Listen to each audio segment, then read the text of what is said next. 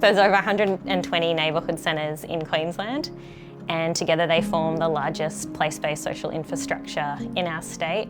A neighbourhood centre is a place-based, community-led organisation with the widest open door to any community member who comes in with their strengths and skills and challenges, and then works together with their community to look at how we can solve our problems together and create new possibilities together.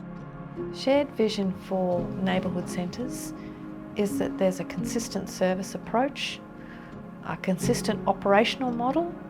The shared vision also includes that there's an ongoing partnership with Queensland Government. Even though we're independent, community-based organisations, what we have in common as neighbourhood centres is that sense of commitment to place, commitment to people, and commitment to making positive change. A neighbourhood centre is actually the community heart. It provides a whole diverse range of services and products to community members. It could be simple as food for that evening meal, or it could be something much more complicated of teaching some of the elderly members of the community how to use the computer and how to access MyGov services over the internet. Our data collection is really important because it's not just about the numbers, it's about telling the whole story of the activities of our centre so that our funding bodies really do understand what it is that we do and what value we are adding to the things that they would like to achieve.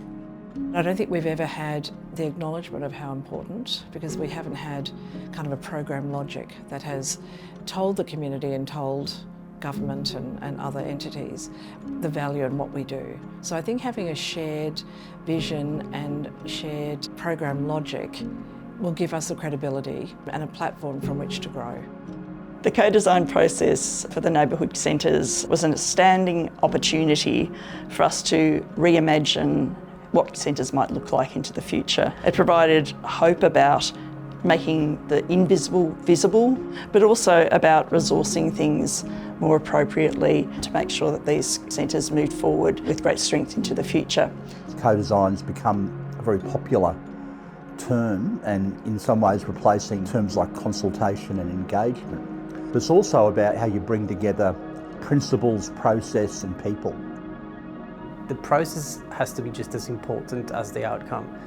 And I think there was very good relationships built along the way, again with department officials, but also amongst other organisations. It brought a lot of diversity, and then in itself that strengthens the process and the outcome. So both of those are hugely successful for what we now have, which is this great relationship and common understanding of both for the department and the sector what a neighbourhood centre is and what we should be doing and what we can achieve together. Often it was one step forward and moving back a bit to recalibrate, reconsider, take on board new information.